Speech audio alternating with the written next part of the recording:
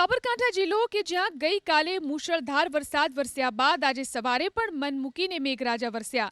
જિલ્લાના મુખ્ય મથક હિંમતનગર સહિત તલોદ, પ્રાંતિજ અને ઈડર તાલુકો પાણી થયો. આ દ્રશ્યો છે તલોદ તાલુકાના જસાજી મુવાડા ગામના. 4 ઇંચ વરસાદથી ગામ જળબંબાકાર થયું. ગામના માર્ગો વરસાદી પાણીમાં ગરકાવ થયા. કેટલાક ઘરોમાં પણ વરસાદી પાણી ઘૂસ્યા.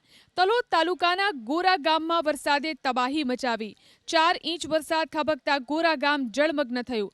ગામની સહકારી મંડળીમાં વરસાદી પાણી ઘૂસી ગયા, જેને લઈ ખાતરનો જથ્થો પાણીમાં ગરકાવ થયો.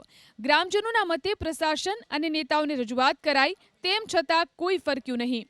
આખરે જેસીબીની મદદથી પાણીના નિકાલ માટે કામગીરી શરૂ કરાઈ. ન માત્ર ગામની સહકારી મંડળી, બલકે ગામની આંગણવાડી, પ્રાથમિક શાળા, મધ્યાહન ભોજન ખંડ પણ જળબંબાકાર થયા.